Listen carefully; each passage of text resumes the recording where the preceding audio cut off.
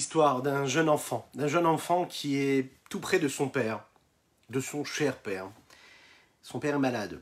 Le père est allongé sur son lit. C'est les derniers instants de sa vie. On a l'impression que c'est une histoire qui démarre assez tragiquement, mais on va le voir, la fin va être exceptionnelle.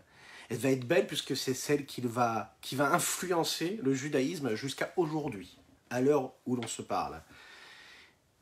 Il est là, il a du mal à respirer, c'est les derniers instants de sa vie. Il essaie de prononcer quelques paroles. Voilà l'enfant qui est tout petit. Il est là, il doit avoir 5 ans. Et son père ne sait pas exactement ce qu'il doit dire, il le sait. Vous l'imaginez, on se pose la question, qu'est-ce qu'il pourrait bien lui dire? Qu'il l'aime? Est-ce qu'il pourrait lui dire, lui donner des conseils, d'éducation, des choix de vie? Qu'est-ce qu'il devrait choisir? Qu'est-ce qu'il devrait faire pour le restant de ses jours? Quelles sont les directions qu'il devrait prendre? Quelles sont les ambitions qu'il devrait avoir? Quels sont les rêves qu'il doit accomplir dans cette existence?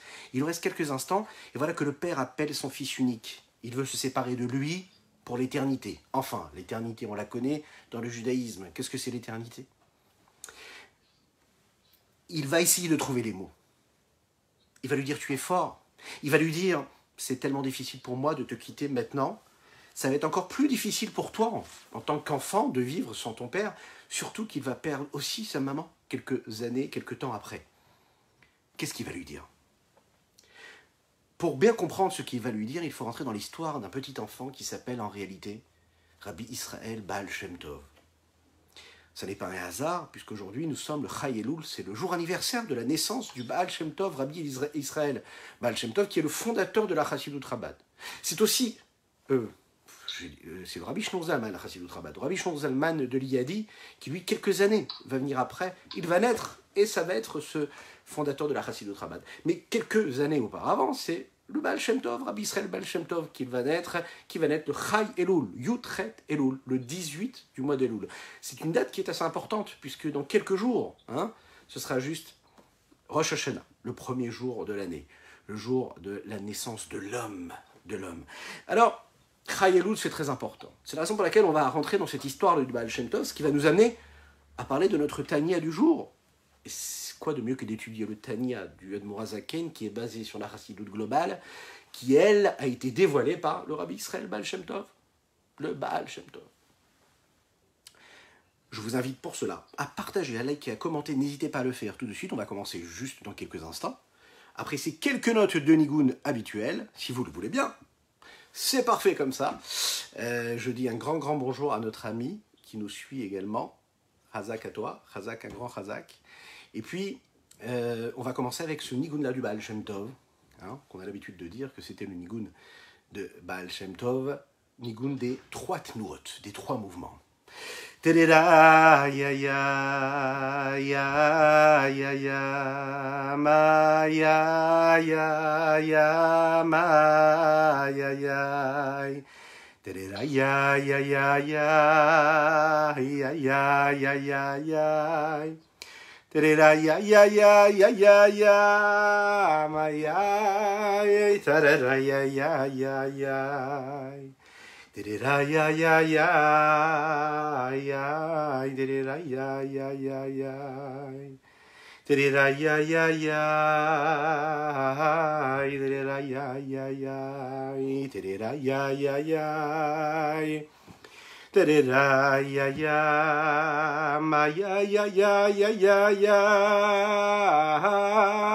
terera ya de ma ya terera ya ya ya de ma ya terera ya ya ya de ma ya ay ay ay ay ay oye na na na na na oye na de ma na terera ya ya ya oye de ma na terera ya ya ya oye de ma na terera ya ya ya Tirira ya ya moye na na na na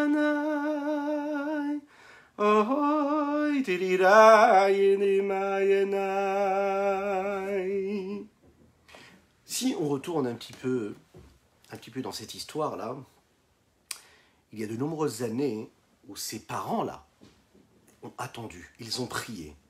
Ces parents-là s'appelaient Eliezer et Sarah. Pendant de nombreuses années, ils vont attendre impatiemment d'avoir un enfant. Ils n'avaient pas d'enfant. Ils vont attendre patiemment, mais surtout, ils vont avoir une maison, les textes nous le disent, toujours remplie d'invités. Chaque invité qui venait chez eux, qui venait d'ailleurs dans le village, il savait qu'il avait où aller. Il tapait à la porte et la maison de Rabbi Eliezer et de Sarah l'attendait. Il trouvait là-bas où dormir, de quoi manger, de quoi passer les quelques jours qu'il devait passer, et surtout, il trouvait quelqu'un de très particulier, Eliezer, qui était a priori un homme simple, mais ça n'était pas du tout le cas. Un jour de Shabbat, ils sont installés, il y a des dizaines d'invités qui sont assis à table. Ils profitent, on imagine, de très très bons plats de Shabbat. Ils profitent également des zmirot, des chants de Shabbat que tout le monde chante. Ils profitent également des paroles de Torah qu'ils sont en train d'entendre. Le plaisir de Shabbat. Quand, pendant cette séouda, ce repas-là, on entend la porte qui frappe. Rebbe Eliezer se lève et il se rapproche de cette porte-là pour l'ouvrir et, à sa grande surprise, il voit une personne arriver mais qu'il ne connaît pas du tout. Cet homme-là, apparemment, il arrive de l'extérieur de la ville. Il voit tout de suite, cet homme-là, a priori, a profané le Shabbat. Il n'a pas pu arriver dans la ville avant Shabbat. Cela se voit. Il vient d'arriver, donc il a profané Shabbat. Et pourtant, vous imaginez, tous les invités qui sont à table, déjà à table pendant le repas de Shabbat, se disent, mais qui est cette personne-là qui ose venir pendant Shabbat, pendant ce repas de Shabbat? Lui ne bouge pas.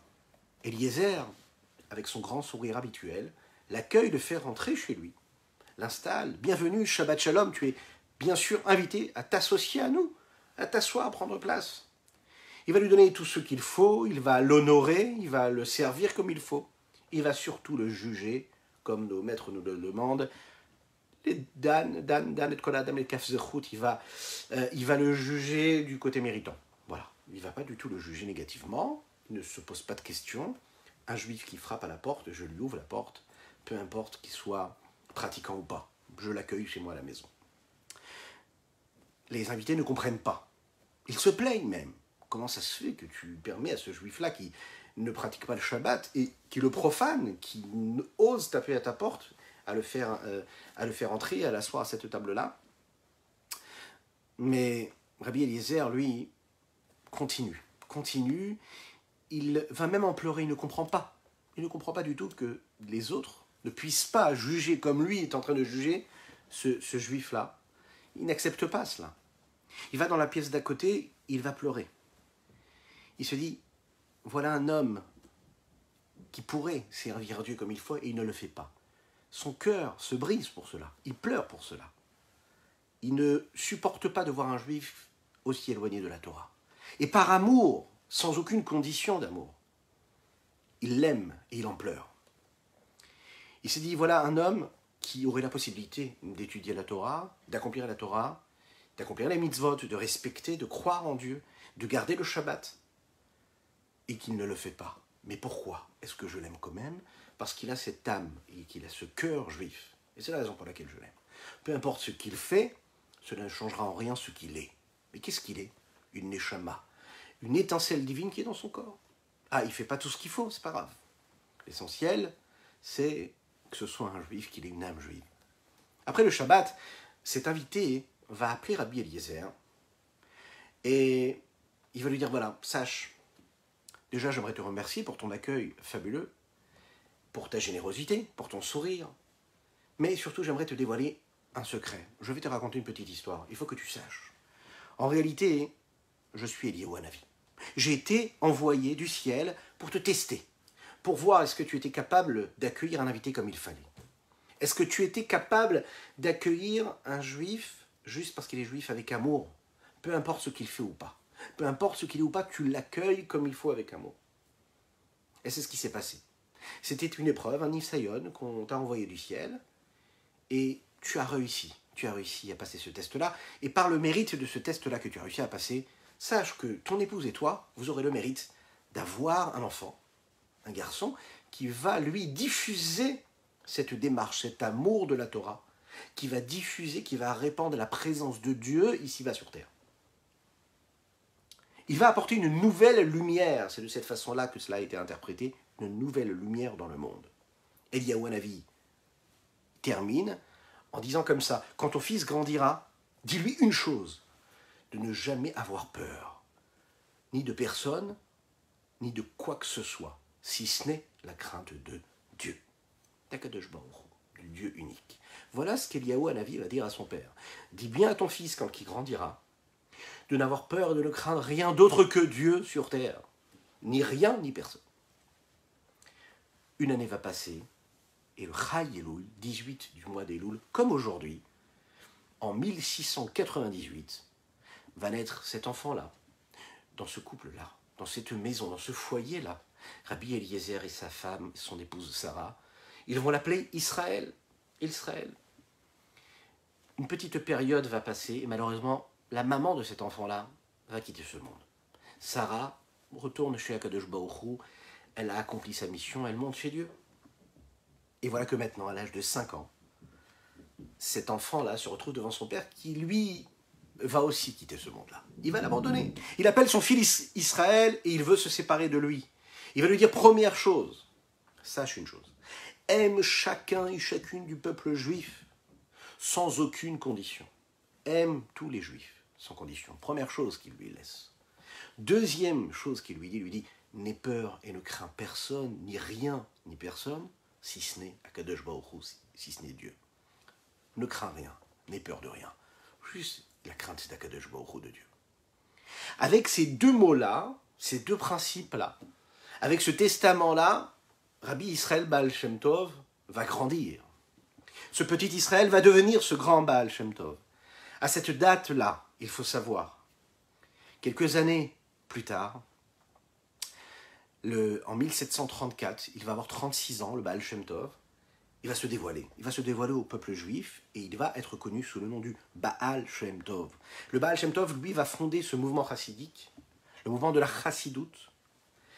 Et avec ces deux principes-là, qui ne vont jamais quitter ces deux principes globaux de toute la chassidoute, il va avoir de nombreux élèves. Parmi les élèves essentiels qu'il va avoir, Rabbi Shneur Zalman de Liadi, le fondateur de la chassidoute Chabad, un petit peu plus tard, toujours, qui lui va naître aussi le 18 du mois d'Elul. Il va y avoir d'autres élèves, comme Rabbi Nachman de Breslav, etc. Il va baser tout le mouvement de sa chassidoute selon ces deux principes-là. Vous avez bien compris. Première chose, d'aimer chaque juif, peu importe qu'est-ce qu'il fait, où il est, de l'aimer parce que c'est son frère juif.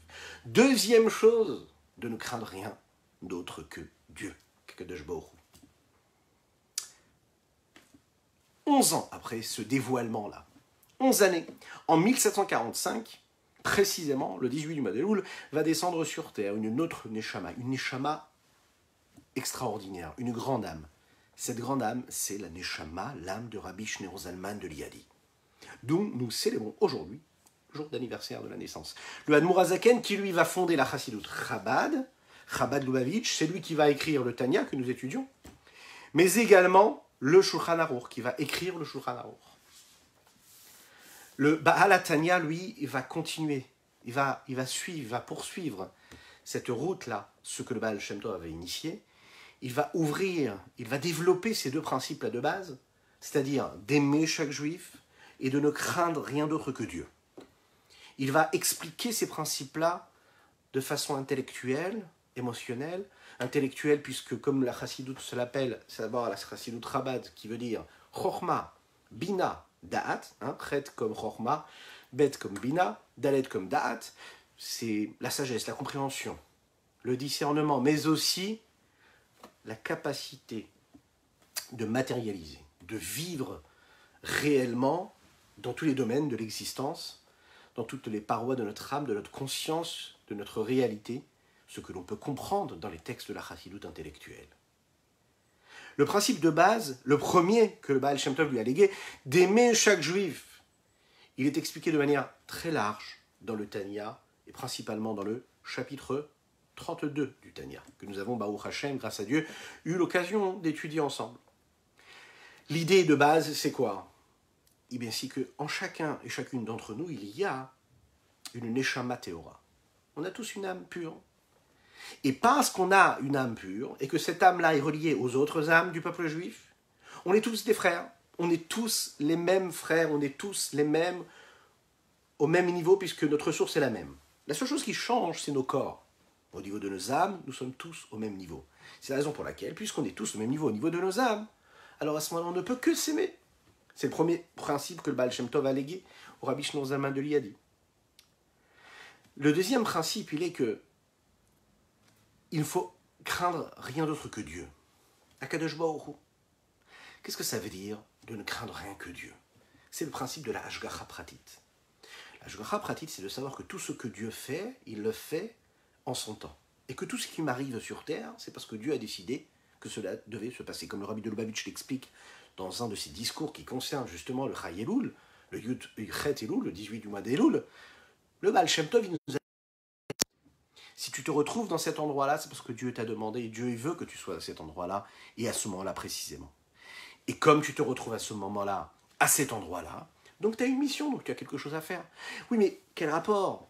C'est en fait mes parents qui ont décidé de me mettre dans cet endroit-là. C'est peut-être moi qui ai fait un choix de vie à un moment. Je me suis marié, j'ai eu des enfants, j'ai décidé d'habiter ici, j'ai décidé de choisir ce travail, j'ai décidé de faire les courses à cet endroit-là. J'ai décidé de prendre cette route et pas une autre route. Sache que tout ce que tu feras, sache qu'a été décidé par Dieu. C'est que tu as une mission. Ta mission à toi, c'est quoi? C'est de dévoiler la présence de Dieu ici-bas sur terre. Tu es là pour dévoiler ici-bas, Dieu ici-bas sur terre.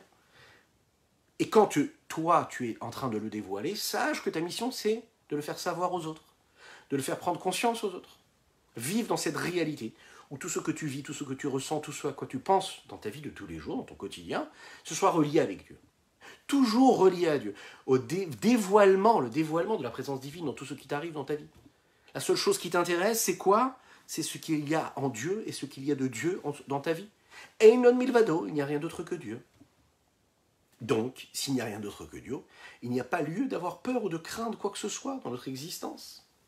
Ni quoi que ce soit, ni qui que ce soit. Puisqu'on sait que tout est voulu par Akadosh Baruch Hu et que notre mission, c'est de dévoiler la présence de Dieu ici-bas sur terre. Dans ces deux principes-là, que ce soit aimer peu importe son frère juif, peu importe s'il est fauté ou pas, aimer ce qu'il y a de bon en lui et en réalité détester ce qui n'est pas bon en lui, en réalité. Et le deuxième principe, c'est-à-dire de voir qu'Akadosh Baruch Hu nous emmène toujours dans une situation parce qu'on doit voir l'unicité de Dieu qu'il y a en tout, c'est le chemin. C'est le chemin tout tracé que la Chassidoute nous permet d'avoir, et c'est ce qui nous permet de justement marcher sur les pas du Baal Shem Tov, de ces deux luminaires-là, le Baal Shem Tov, le Saint Baal Shem Tov, et puis Rabbi Shneur Zalman de Liadi. Donc, c'est une bonne raison, si on peut dire ainsi, de se renforcer aujourd'hui, en ce jour de Chai Elul, du Yud Chet Elul.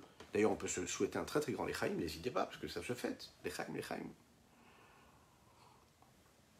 Que ce soit une source de bénédiction pour tous ceux qui en ont besoin. Que ce soit une source de bénédiction et de lumière pour éclairer ceux qui ne peuvent pas voir comme il faut.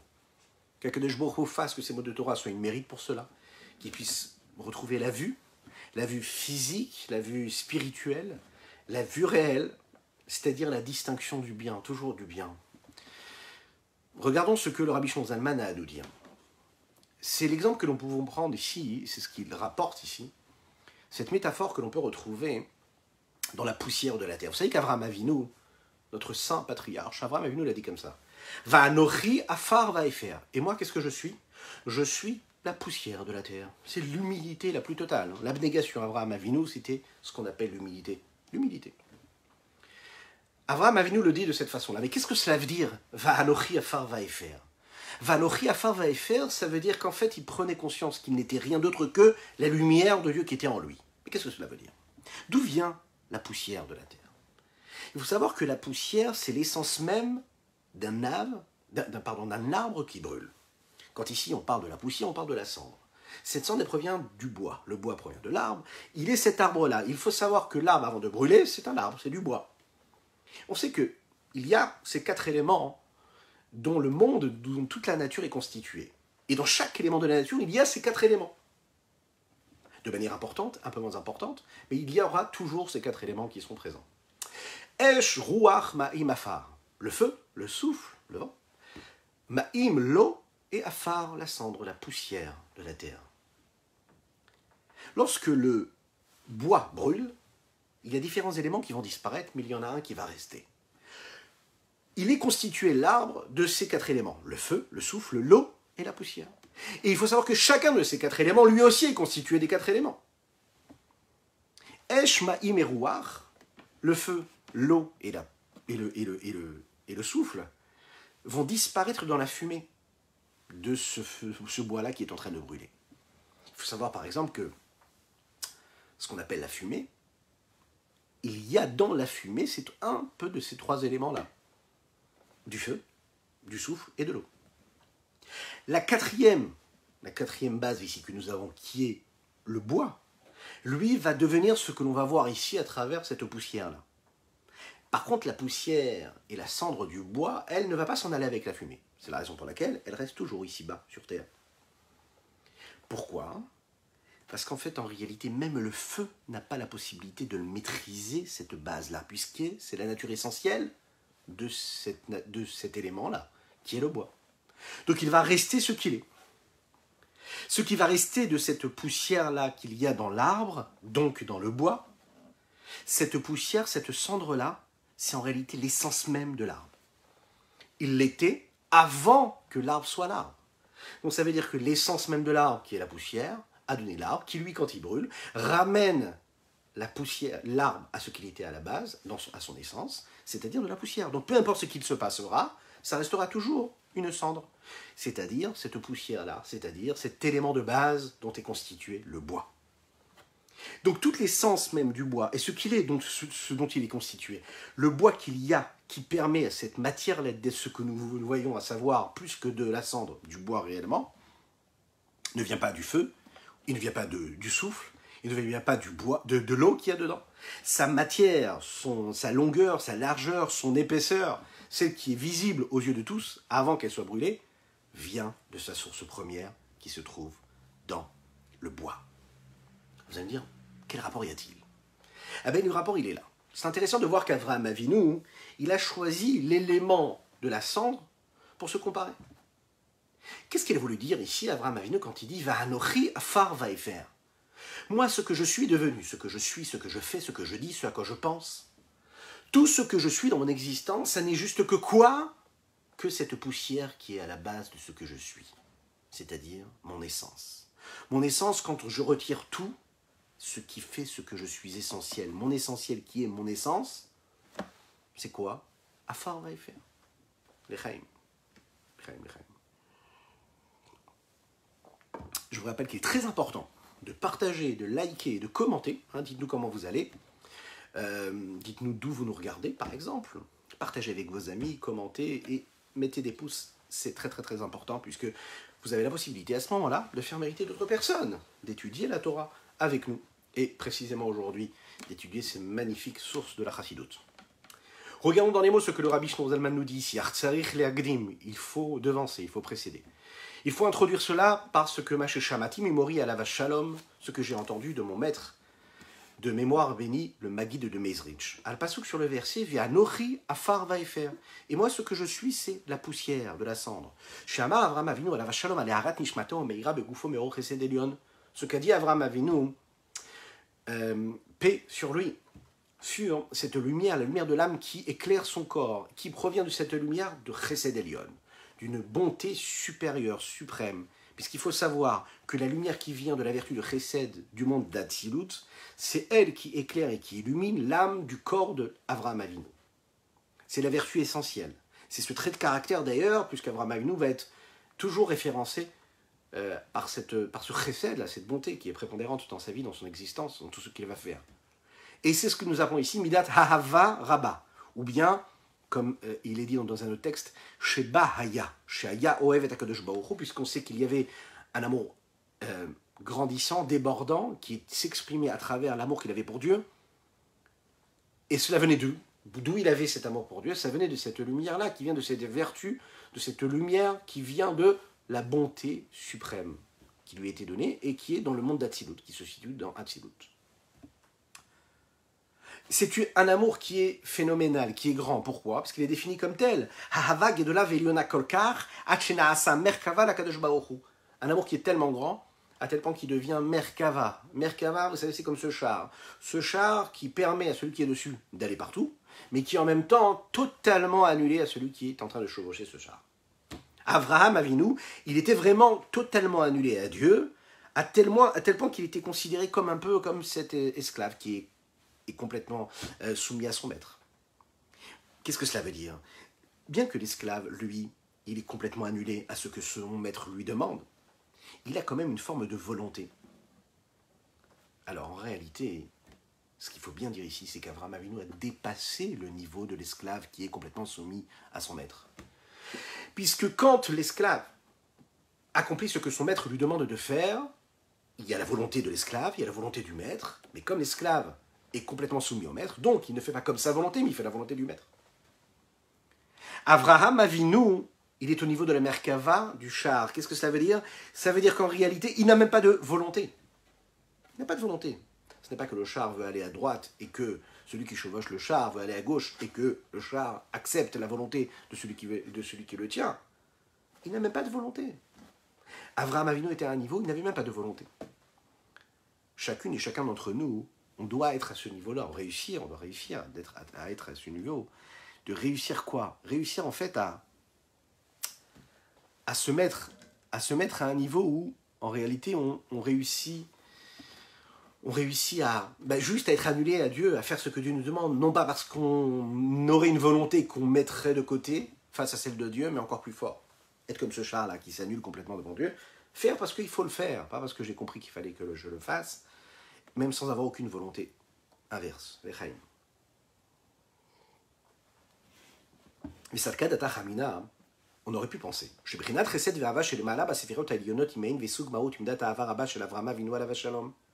On aurait pu penser que ce niveau d'amour et de bonté, qui dépasse même tout, c'est-à-dire au niveau des séphirotes suprêmes, supérieures, que ce serait donc un aperçu, une forme d'essence d'une vertu, d'un trait de caractère qui serait ici défini tel que l'amour multiple, grandissant, énorme, grandiose qu'Avraham Avinu avait, et que cette bonté, cet amour-là dépasserait quantitativement parlant, ou bien de manière merveilleuse, qualitativement parlant, Mimena, c'est-à-dire qu'elle serait plus grande que la vertu initiale même propre à Avraham Avinu. Les Ma'ala, Ma'ala, Denket Vetachrit, au-dessus et au-dessus de toute forme de limite qu'on pourrait imaginer. Néanmoins, il faut savoir qu'elle est bien plus grande. Il y a une forme de ressemblance. On pourrait y trouver un lien, un contact, un rapport. Kanoda, comme il est connu, Midot Hailionot, comme il est connu ce que nous disons quand on exprime, quand on essaye de comprendre quelles sont les définitions des différentes vertus, des différents traits de caractère, ce que nous appelons les Midot. She'ein la'em sof, ou bien ketz, elles n'ont pas de fin, vetachlit, ni de but précis, mitzad asman, pour ce qu'elles sont elles-mêmes. C'est-à-dire que l'influence des vertus, les premières, les supérieures, elles descendent ici bas. Ça veut dire qu'en fait, elles ont une forme de limite, elles ont une forme de frontière, de barrière, elles sont là pour quelque chose. Et c'est la raison pour laquelle, comme elles sont dotées de formes et de limites, elles peuvent donner naissance, elles peuvent créer des éléments qui, eux aussi, seront dotés de limites, c'est-à-dire des créatures. Et par définition, les créatures sont limitées. Mais pour ce qu'elles sont elles-mêmes, c'est-à-dire dans leur essence première, ces vertus-là, elles ne sont pas dotées de ces limites-là. Qu'est-ce que cela veut dire?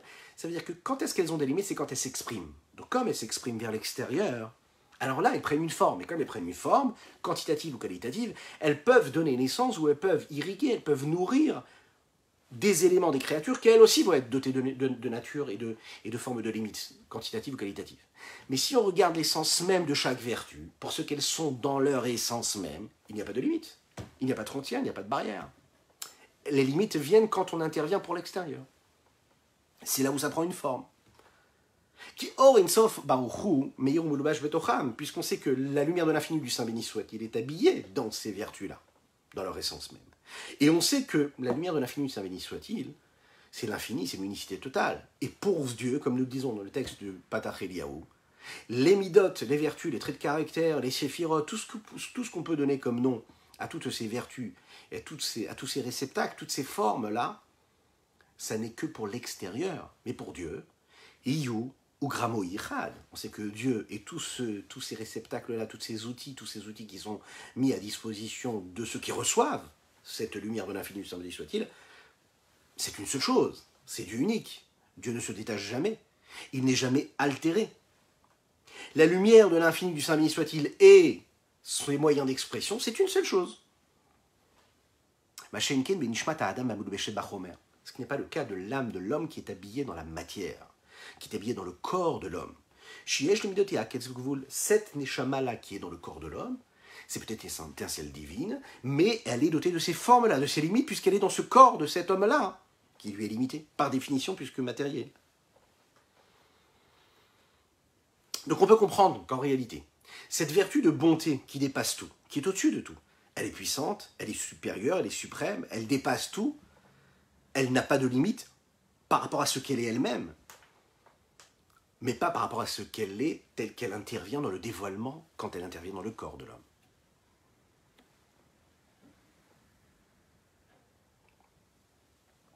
Aval Mikol Makom. Il faut quand même le savoir. Lechaim.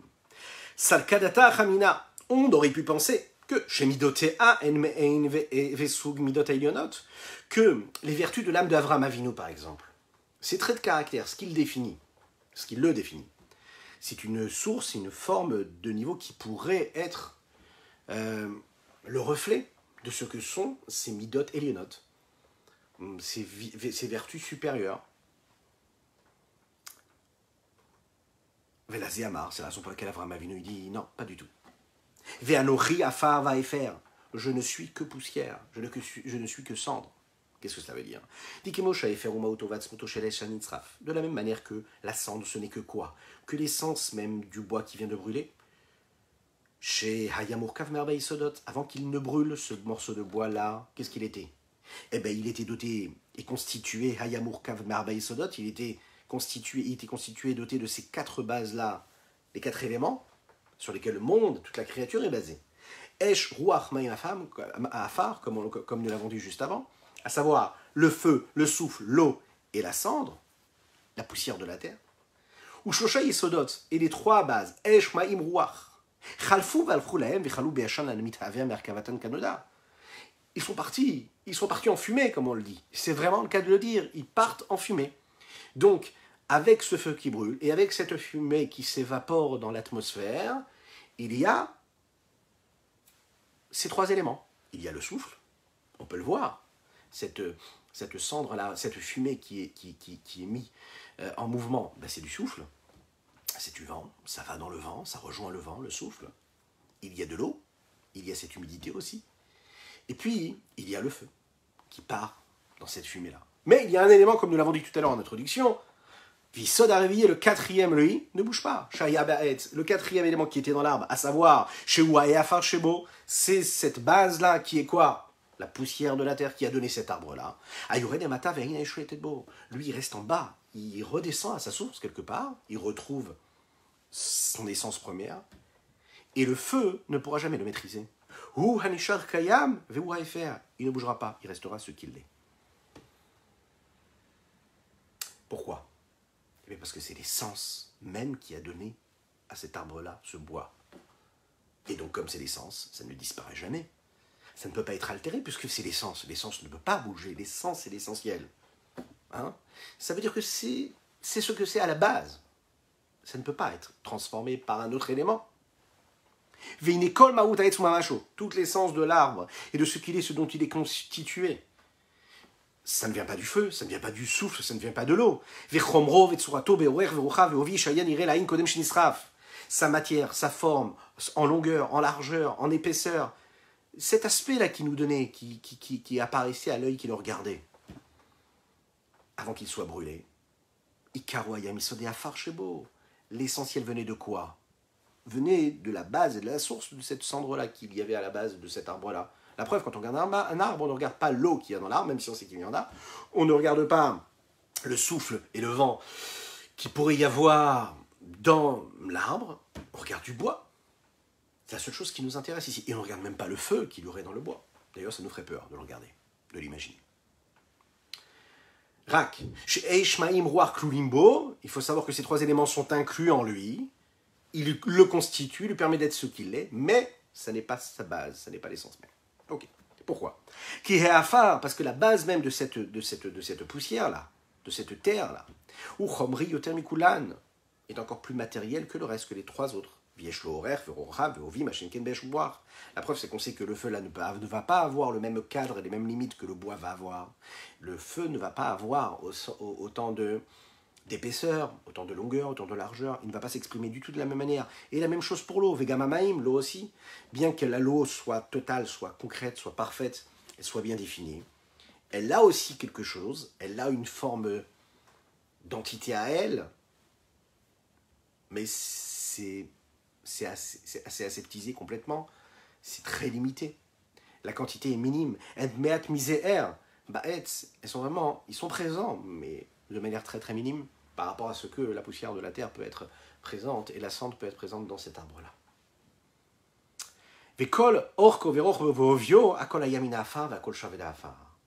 Toute la longueur, la largeur, l'épaisseur de cet arbre-là, tout venait de la terre et tout retournera à la poussière de la terre. C'est quoi cette cendre-là qui reste après qu'il ait été séparé de lui? Le feu, l'eau et la poussière. Et on continue ici dans cette explication-là. Le Rabbi Shimon Zalman nous dit comme ça: de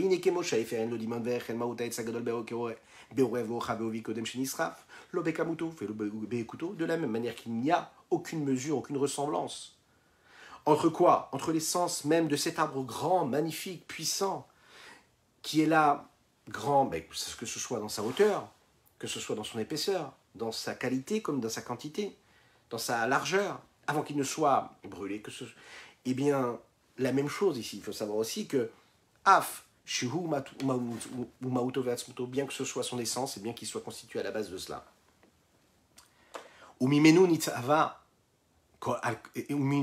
C'est-à-dire que, et c'est de cet arbre-là qu'a été créée cette poussière-là. C'est ce que nous dit ici le Rabbi Shimon Zalman, c'est ce que dit Avraham Avinu quand il dit: voilà ce que je suis. Je suis tout ce que vous voyez de moi, c'est-à-dire la vertu de bonté, ses traits de caractère, accueillant, qui aimait tout le monde, qui aimait toutes les créatures, qui donnait, qui recevait, etc. Tout ça, ça n'est rien d'autre que quoi? Ce que je suis à l'intérieur de moi, dans mon essence. Il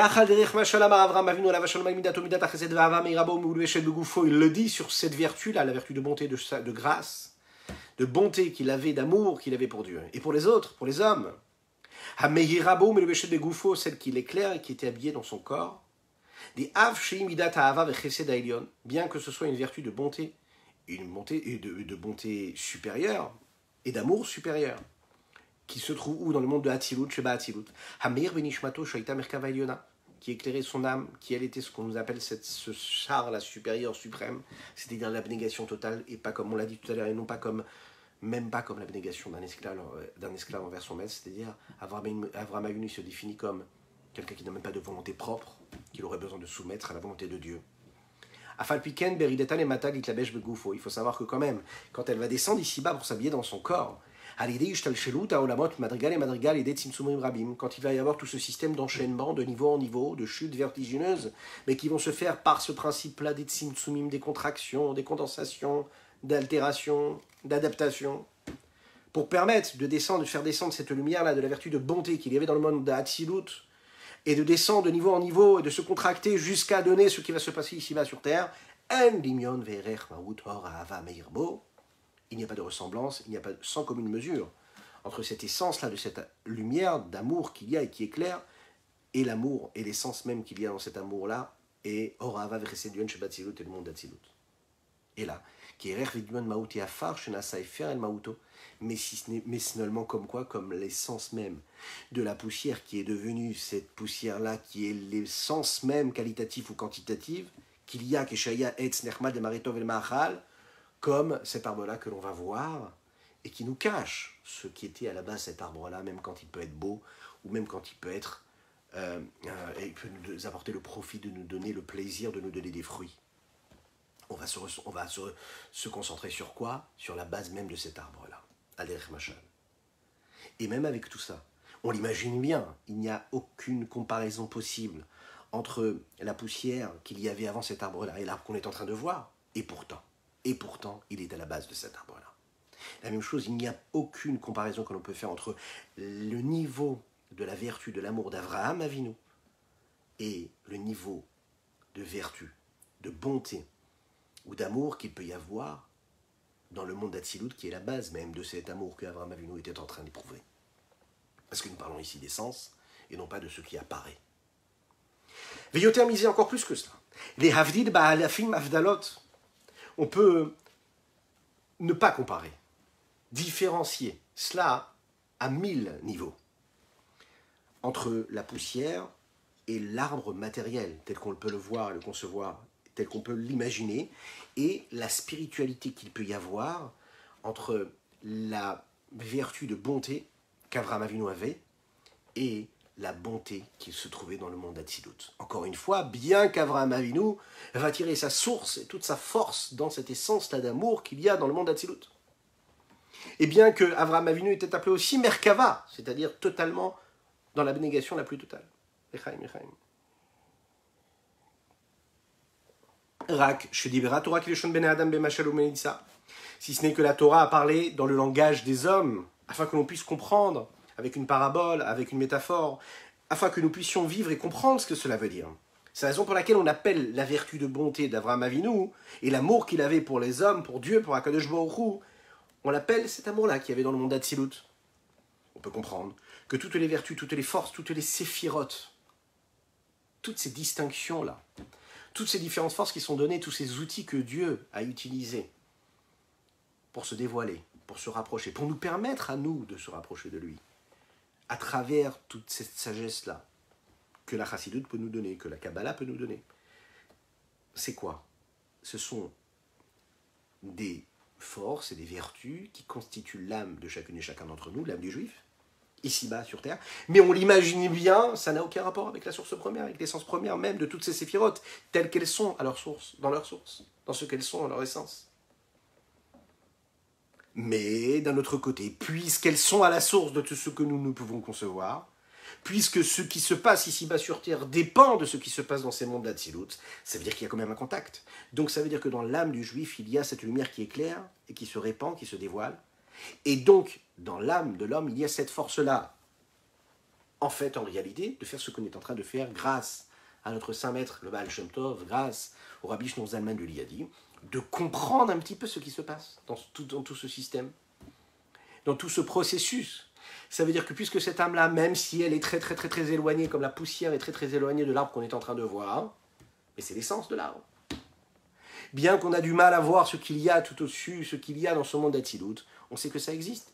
Et puisqu'on sait que ça existe, dans la Chassidut, on va nous donner des outils qui nous permettent de comprendre, parce que dans notre âme, mi Bessari et Cheze Eloka, en regardant l'homme tel qu'il est constitué à travers sa chair, il peut voir Dieu. Qu'est-ce que cela veut dire? Tout est basé sur cela.